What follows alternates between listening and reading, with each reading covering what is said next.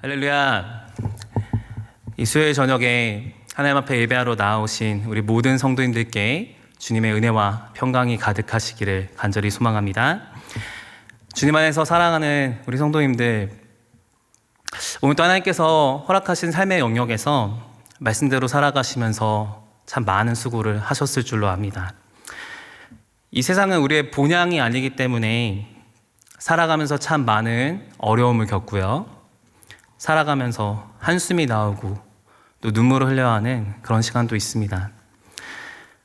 뭔가 마음이 지치고 아픈 때를 지나기도 합니다. 어쩌면 총체적인 삶의 어려움이 다가와서 소망이 없다고 느끼고 좌절하고 낭망하는 순간이 있을 수도 있습니다. 그래서 말씀으로 힘을 얻고 싶은데, 기도하고 싶은데 때로는 너무나 지치고 힘들어서 말씀 보고 기도하는 것조차도 어려울 때가 있습니다. 정말 아무것도 못할 것 같은 그런 지치고 힘겨울 때 우리 하나님은 저희를 절대로 내버려 두지 않으십니다. 하나님께서는 놀라운 하나님만의 방법으로 하나님의 사람들을 위해서 역사하십니다. 연약한 우리를 불쌍히 여기시고요, 하나님의 방법으로 구원하시는 우리의 구원자가 되십니다. 오늘도 말씀 가운데 그 주님을 경험하는 은혜가 있으시기를 간절히 소망합니다. 오늘 본문 이야기는요, 표면적으로 보면 아주 간단합니다. 다윗과 골리앗이 싸워서 다윗이 이겼어요 입니다. 그런데 이 본문을 단순히 두 사람만의 힘겨루기로 봐야 할까요? 아닙니다. 이것은 굉장한 신학적 의미가 있는 전투였고요, 하나님의 구원 역사를 드러내는 사건입니다. 오늘 다윗과 골리앗, 이스라엘 군대와 블레셋 군대가 대치하는 이 전투는 블레셋의 복수 전쟁이었습니다. 블레셋은 아주 오랜 기간 이스라엘을 억압했습니다. 그런데 이스라엘에게 대패를 당하는 수치를 겪게 됩니다. 그 내용을 살펴볼게요. 사무엘상 13장을 보시면 사울이 왕이 되고 나서 블레셋이 이스라엘을 통제하려고 설치한 주둔군이 있는데요, 성경에는 수비대라고 표현됩니다. 그 수비대를 사울의 아들 요나단이 공격하는 사건이 나옵니다. 그러니까 블레셋 입장에서는요, 원래 식민 통치 받던 애들인데 감히 이것들이? 라는 생각이 드는 그런 사건이었습니다. 근데 또 이스라엘 입장에서는 이제 왕도 세워졌고 이제 억압받는 삶을 끝내고 좀 독립을 해보고자 일으킨 사건인데요, 정말 블레셋 입장에서는 이런 피식민들 따위가 감히 막 이런 생각이 드는 그런 사건입니다. 그래서 대군을 모읍니다. 그 내용이 사무엘상 13장 5절에 묘사됩니다. 제가 읽겠습니다. 블레셋 사람들이 이스라엘과 싸우려고 모였는데 병거가 3만이요 마병이 6천이요 백성은 해변에 모래같이 많더라. 그들이 올라와 베다웬 동쪽 믹마스에 진침해. 네, 이 사사기 시절을 기억해 보면요, 가나안 왕 야빈이 병거 900대로 20년간 이스라엘을 괴롭게 했습니다. 그렇다면 이 3만 병거는요, 그때 세력보다 약 33배가 더 강한 세력입니다. 20년간 한 나라 전체를 괴롭혔던 그 세력보다 33배가 강한 세력은 뭘까요? 이것은 이스라엘을 다 멸망시켜버리겠다는 의도입니다. 그뿐 아니라 마병도 6천이나 더 있고요, 보병은 셀 수 없을 정도로 많다 합니다.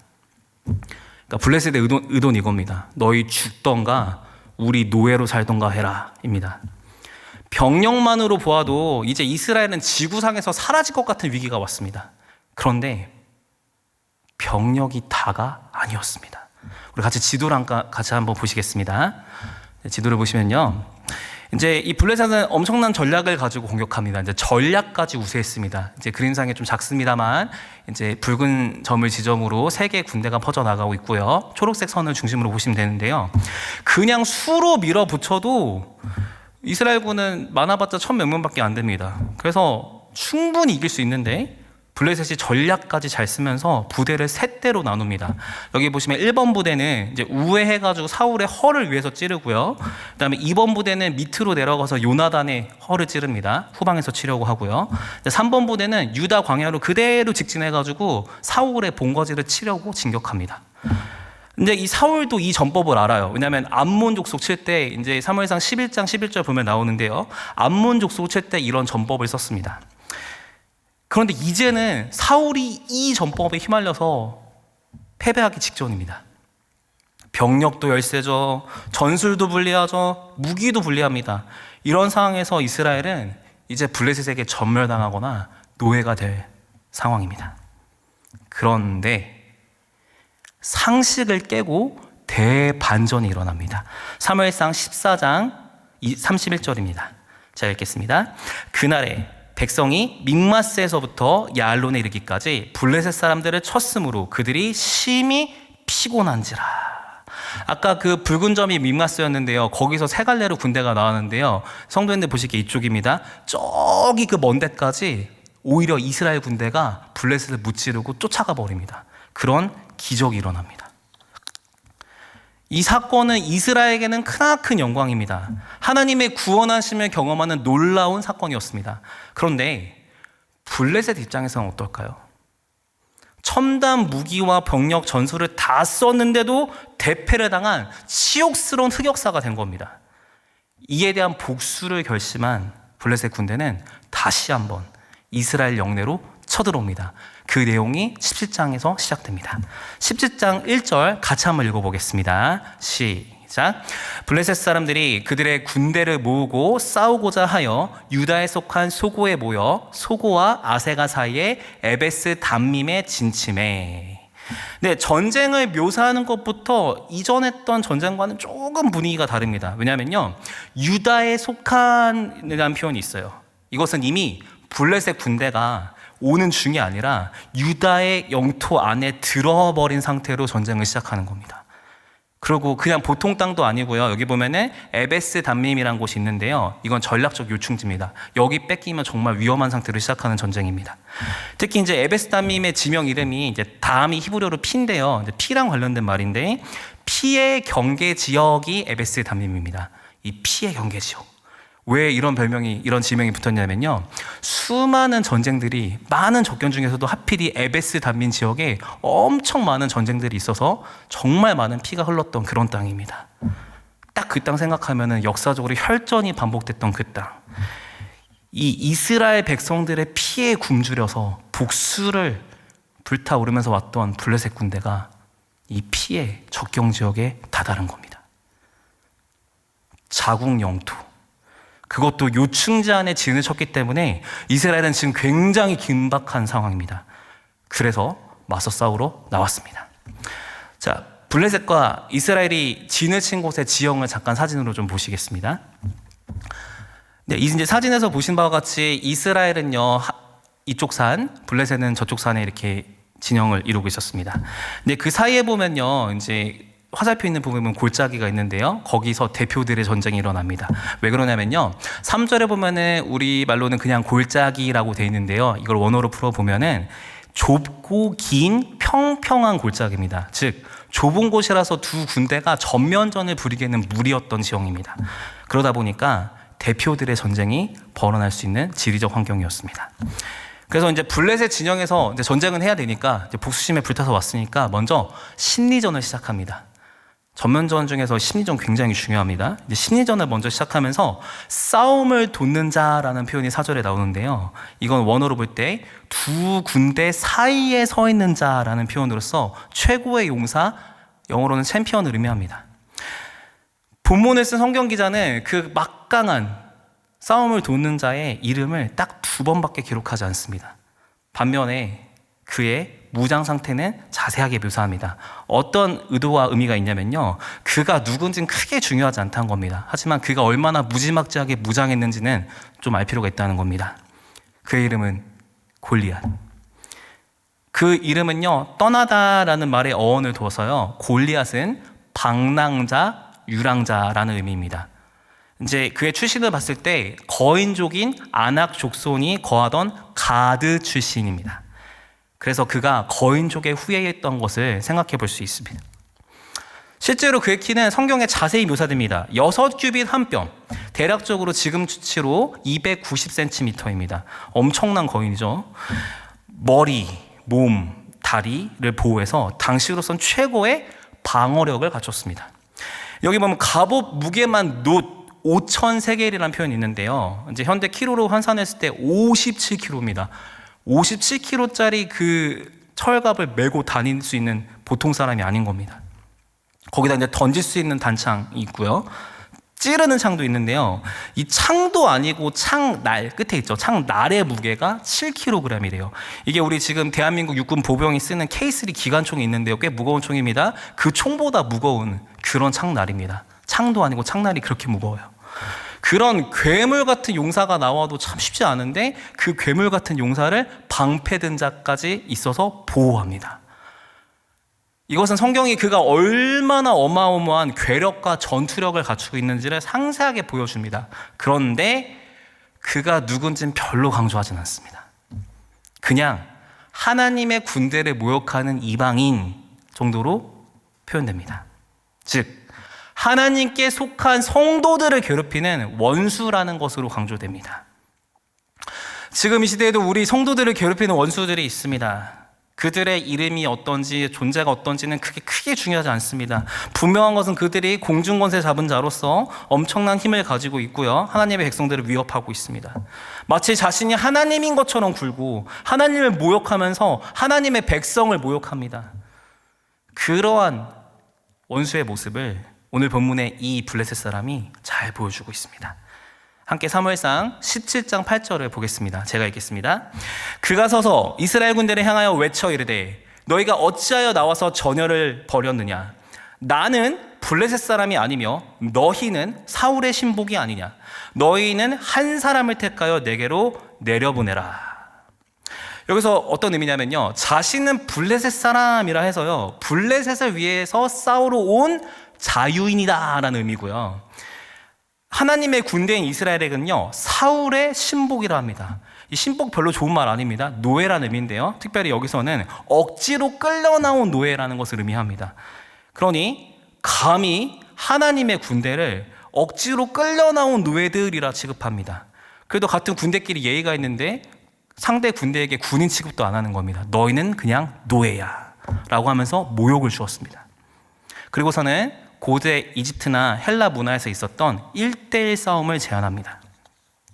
심지어 이제 10절 말씀, 17장 10절 보면요, 내가 지금 이렇게 모욕하고 있다라는 표현합니다. 요즘으로 좀 바꿔보자면, 야, 내가 너희들이 지금 이렇게 모욕 주고 있잖아. 그래도 안 나올 거야? 라고 더 화를 도우는 겁니다. 정말 이쯤 되었으면 하나님을 사랑하고 진짜 믿는 군인이라면 어딜 감히 이방인이 하나님과 그의 군대를 모욕하느냐 하면서 의분을 일으키면서 용감하게 나와야 됩니다.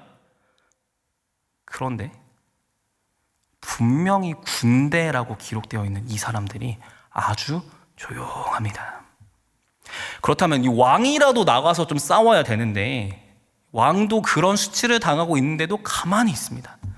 그 이유를 성경이 적나라하게 묘사하고 있습니다. 사무엘상 17장 11절입니다. 사울과 온 이스라엘이 블레셋 사람의 이 말을 듣고 놀라 크게 두려워하니라. 겉으로 보기에 분명히 하나님의 사람들, 성도였습니다. 하나님을 향한 믿음이 있어서 하나님의 말씀만 들어야 될 그 사람들이 원수의 말을 들어버렸습니다. 사랑하는 성도 여러분, 하나님보다요 원수의 말을 들으면 늘 낭패를 당합니다. 특히 여기서 이제 놀라라는 표현은요, 원어로 봤을 때 마음이 깨졌다라는 뜻입니다. 멘탈이 완전히 붕괴가 돼서 아무것도 못하는 그런 상태가 된 것입니다. 싸워야 할 자들이, 그리고 백성을 보호하고 맞서야 될 그 왕이 이런 상태가 되어버리고 마음이 깨져버렸으니 이제 이스라엘에게는 소망이 없습니다. 그런데요, 이렇게까지 무기력해진, 마음이 깨져버린 성도들의 상태를 아시고 하나님은 보호하십니다. 원수는 계속해서 공격을 합니다. 하나님의 말씀을 믿고 하나님의 말씀만 들어야 우리가 혹시나 원수의 말을 듣고 이렇게 낙담하고 좌절하고 영적 침체에 빠져 있지는 않습니까? 원수는 이 틈을 놓치지 않습니다. 사무엘상 17장 16절에서 17절을 보면요, 이 원수가 40일을 아침 저녁으로 몸을 나타냅니다. 그 무시무시한 공포를 계속 보여주면서요, 하나님의 군대의 자존감을 막 떨어뜨리고요, 사기를 떨어뜨립니다. 가뜩이나 마음이 깨진 사람들인데 계속 그렇게 하니까요, 이제 아무런 소망의 여지도 없는 거죠. 이스라엘은 계속 무기력함을 느끼면서 내면적으로 너무 괴로웠을 것입니다. 그런데 하필이면 여기 40이라는 숫자가 나옵니다. 기록할 때 의미가 있거든요. 왜냐면요, 창세기에는 40일간의 홍수가 있었고 사사기에는 40년간의 블레셋의 통치가 나오는데요, 그 후에 끝나게 됩니다. 즉 40은 이스라엘의 고통이 극에 달할 대로 달한 시점이지만 그 고통이 곧 끝나고 새로운 일이 일어날 것이라는 걸 보여주는 숫자입니다. 실제로 하나님께서는 하나님의 말씀보다 원수의 말을 듣고서는 두려워 떠는, 어쩌면 참 한심하고 답답한 백성들을 불쌍히 여기시고 그들을 구원할 사람을 보내주십니다. 40일째 되었을 때 다윗이 아버지의 심부름으로 전장을 가게 됩니다. 형들이 7명 있었던 것을 생각해 보면요, 다윗은 중학생 정도의 또래입니다. 이 중학생 나이의 어린 소년은요, 하나님께 왕으로 기름 부음을 받았습니다. 전투 경험은 없지만 하나님을 모욕하는 소리를 듣고요, 의분을 냅니다. 형들, 군인 아저씨들, 사울왕까지 무서워서 못 나가는데 오직 하나님의 이름이 모욕받는 것을 견딜 수가 없어서 싸우기로 하고 주변 사람들에게 자신이 싸우겠다는 의지를 보여줍니다. 그런 다윗의 마음을 모르는 분별력 없는 큰 형 엘리압이 다윗에게 화를 냅니다. 28절에 나오는데요, 그 원어로 봤을 때 코란 표현이 있고요, 뭐 콧김을 뿜듯이 화내다 이런 의미가 있어요. 그러니까 굉장한 분노로 다윗한테 화를 낸 겁니다. 그러면서 막 다윗을 나무랬어요. 싸우러 가지 못하는 자신을 부끄러워하지 못할 망정 하나님 앞에 옳은 선택을 하고 있는 다윗에게 화를 냅니다. 그러나 다윗은 그런 형의 꾸지람에도 흔들리지 않았습니다. 사람이 사람의 생각과 편견으로 하나님의 구원 계획을 막고자 해도 하나님은 그것을 뚫고 하나님의 뜻을 반드시 이루어 가십니다. 그래서 결국 다윗은 사울왕 앞에까지 가게 됩니다. 사울 앞에서 다윗은 일개 목동, 어린 목동 신분인데 왕을 위로합니다. 32절에 나오는 다윗의 말은요, 요즘 현대어로 풀어보면 이렇게 될 수 있습니다. 모른지기 사람은 그런 놈들 때문에 떨 필요가 없습니다 라는 그런 의미입니다. 사울과 이스라엘 군대가 벌벌벌 떨고 있는 그 대상을 다윗은 아주 만만하게 보고 멸시합니다. 그리고 다윗은요, 상대의 이름도 말하지 않아요. 그냥 그 블레셋 사람과 제가 싸울게요라고 합니다. 왜 그럴까요? 다윗이 이런 의도가 있는 겁니다. 그 사람이 얼마나 힘이 세든 능력이 대단하든 강하든 스펙이 있든 뭐 아무리 뭐가 갖췄든 정 관심 없습니다. 그 사람, 이스라엘 군대를 모욕한 그 사람, 하나님 앞에서는 그저 아무것도 아닙니다 라는 마음으로 이 얘기를 했습니다.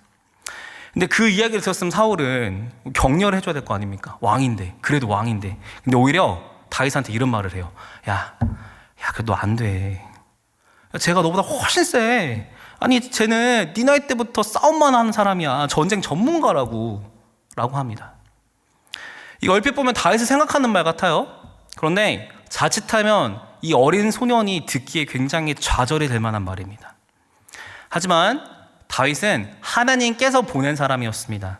다윗은 낙담하지 않고 그동안 하나님께서 자신의 삶에 어떻게 역사하셨는지를 간증했습니다.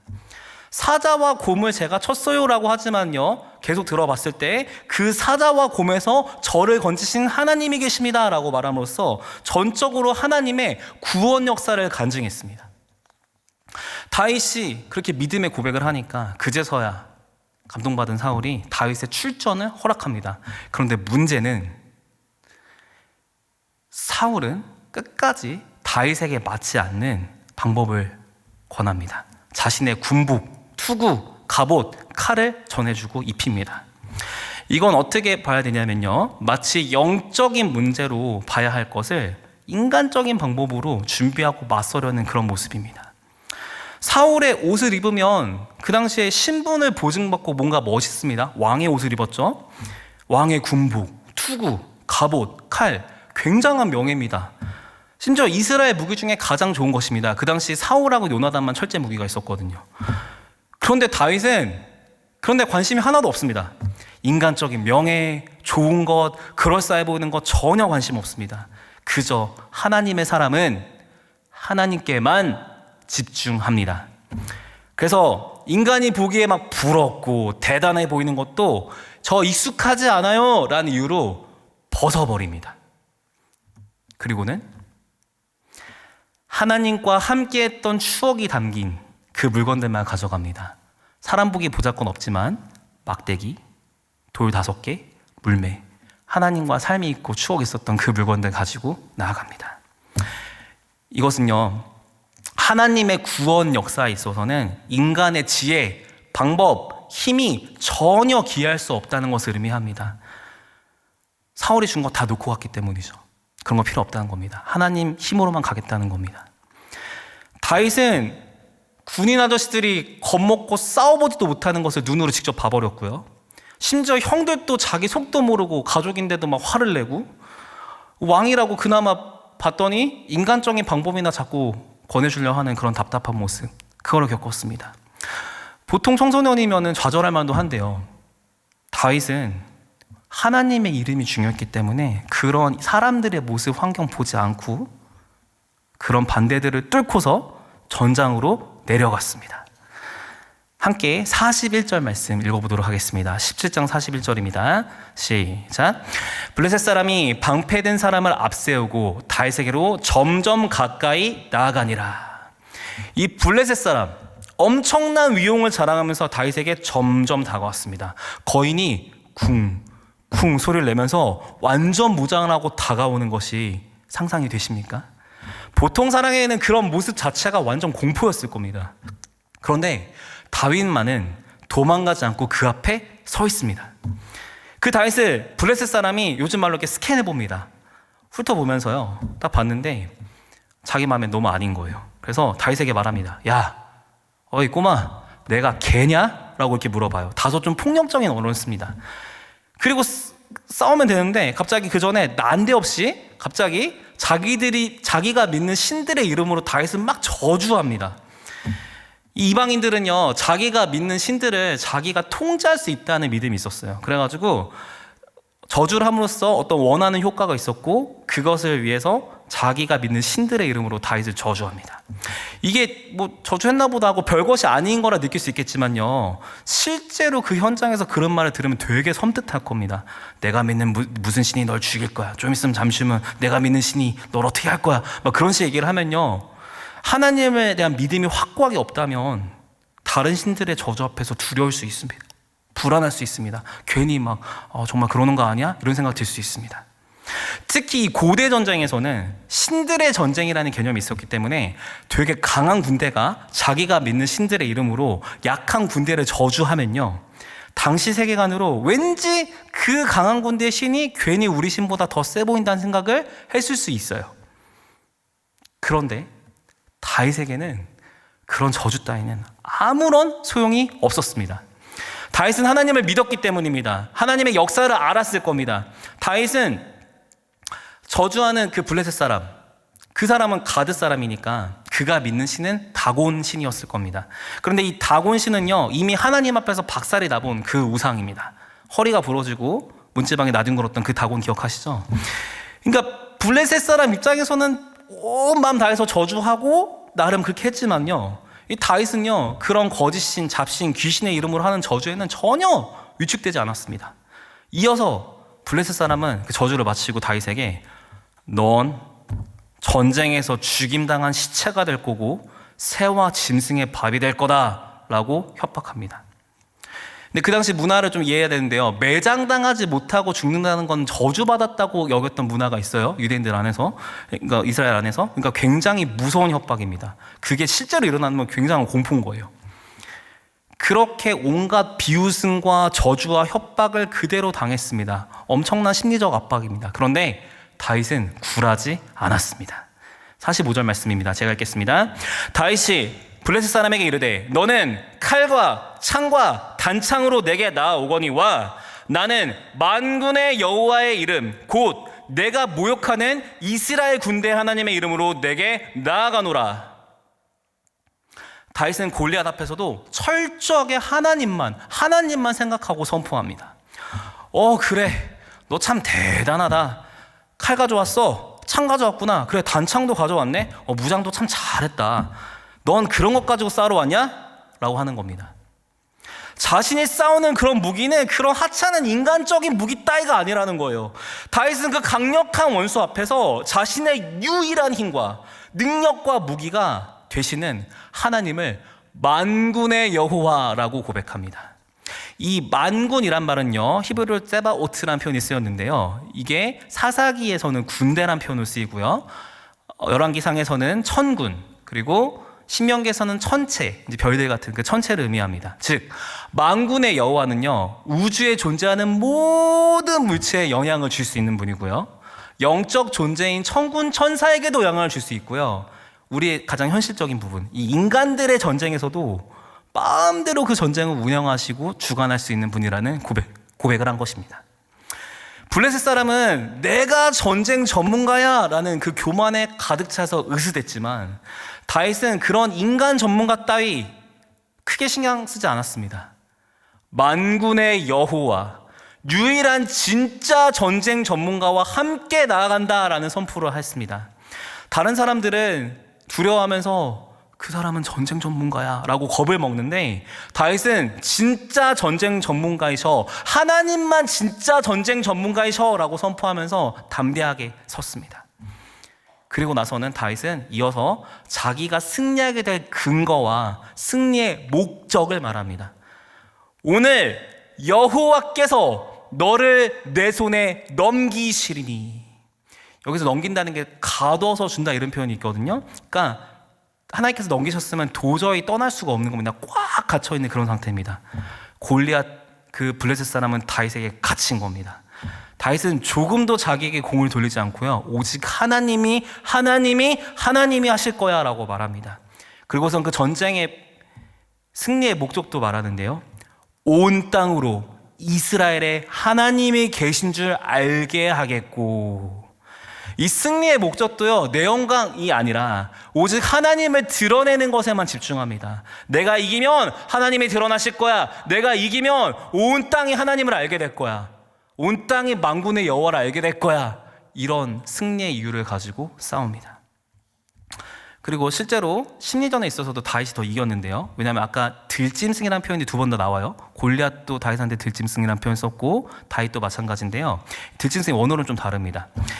이 블레셋 사람이 말했던 들짐승이 먹을 거야 할 때 그 들짐승은요, 베헤마라 해가지고 직역하면 가축들이에요. 그러니까 가축들에게 너의 고기를 줄 거야 이런 의미라면요, 다윗은요 그 들짐승의 하이라는 표현을 쓰는데요, 살아있는 모든 짐승들이에요. 그러니까 뭐 가축 정도가 아니라 그러니까 존재하는 모든 짐승들이에요.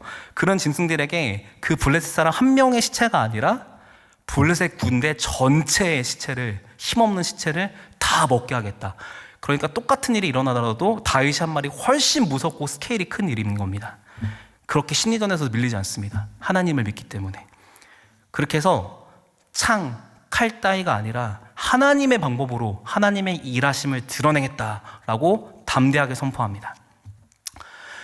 골리앗이 인간적으로 보기에 상식적으로는 최고일지 모릅니다. 자신을 높이고 자신이 믿는 다곤 같은 귀신 잡신을 의지합니다.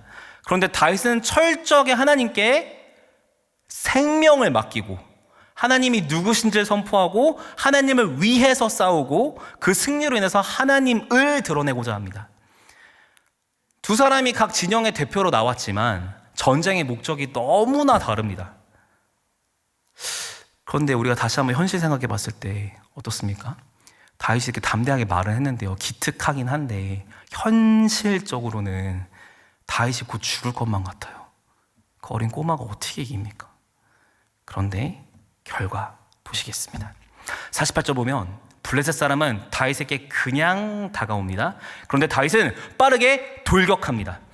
다윗이 달리기가 빨랐다는 것을 말하는 게 아니라요, 하나님께 생명을 맡긴 사람이 얼마나 용맹한지 그 모습을 묘사하는 겁니다.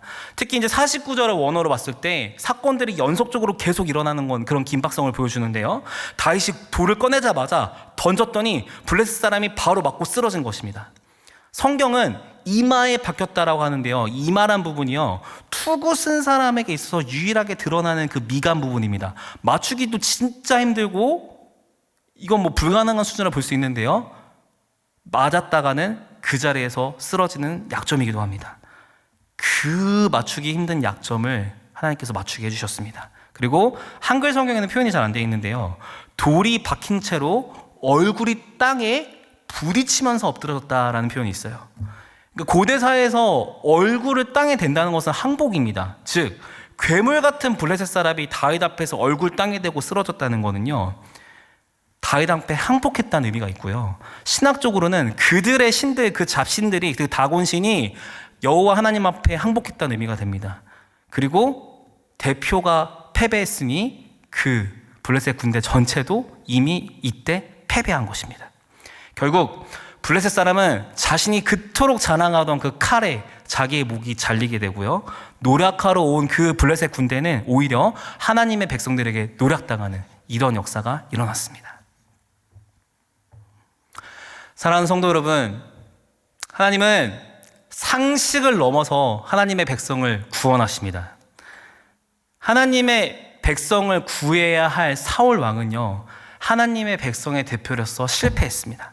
마치 인류의 첫 대표인 아담이 실패해서 사람들을 죽음의 위기로 죄 아래 빠뜨렸던 것과 같은 모습입니다. 그런데 하나님께서 보내신 새로운 대표인 다윗은 승리하고 하나님의 백성을 구해줬습니다. 마치 둘째 아담이신 예수 그리스도께서 죽음의 위기 앞에 놓인 사람들을 구해주신 것과 같은 모습입니다.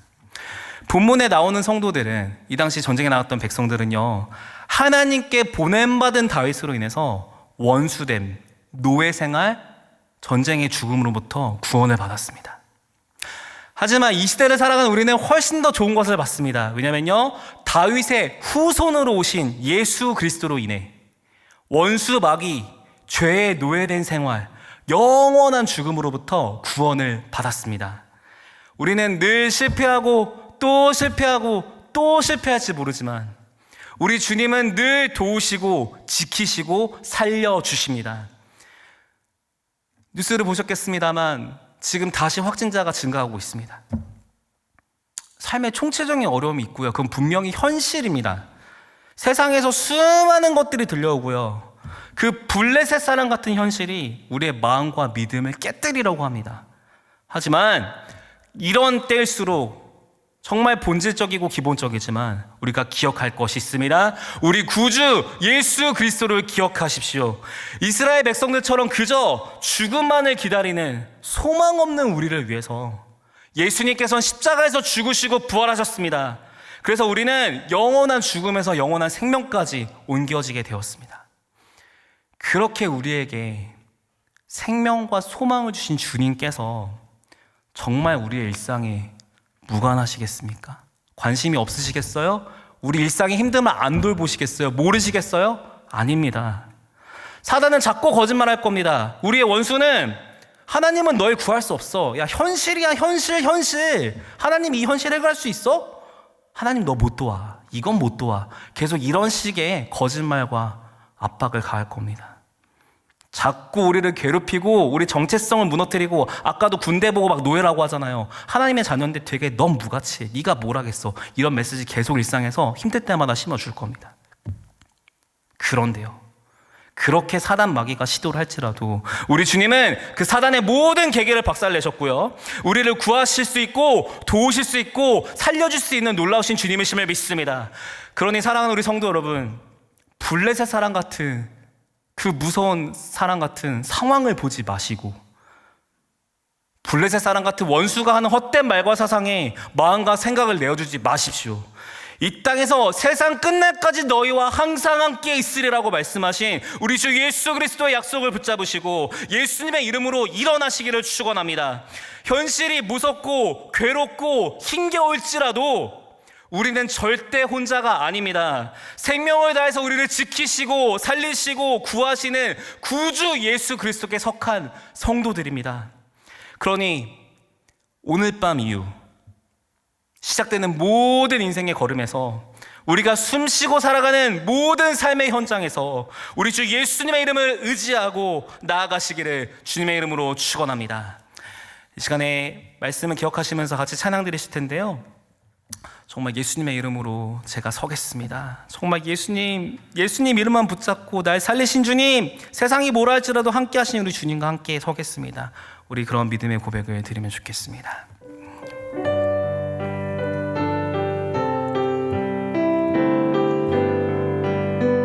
예수의 이름으로, 예수의 이름으로 나는 일어서 주가 주신 능력으로 나는 일어서리라. 원수가 날 향해 와도 쓰러지지 않으리. 주가 주신 능력으로, 주가 주신 능력으로, 주가 주신 능력으로 일어서리. 다시 한번 믿음으로 고백합니다. 예수의 이름으로, 예수의 이름으로 나는 일어서리라. 주가 주신 능력으로 나는 일어서리라. 원수가 날 향해 와도 쓰러지지 않으리. 주가 주신 능력으로, 주가 주신 능력으로, 주가 주신 능력으로 일어서리. 시간 말씀을 생각하시면서 함께 기도하시겠습니다. 첫째로, 모든 삶의 순간 속에 예수님만 믿고 살아가게 하여 주시옵소서. 둘째로, 확산되고 있는 전염병을 하나님께서 다스려 주시옵소서. 셋째로, 다가오는 특별 새벽 기도회를 주님 주장하시고 은혜 더하여 주시옵소서. 또 가지고 나오신 기도의 제목을 가지고 시간 기도하며 하나님 앞에 나아가겠습니다. 하나님 아버지 감사합니다. 오늘 이 밤 노래를 불러주시고 우리를 사랑하셔서 이곳까지 인도하시고 또 말씀 들려주신 거 감사합니다. 성령 하나님 이 시간 한 절에 바라보고 나옵기네. 우리 사랑하는 주님, 정말 우리를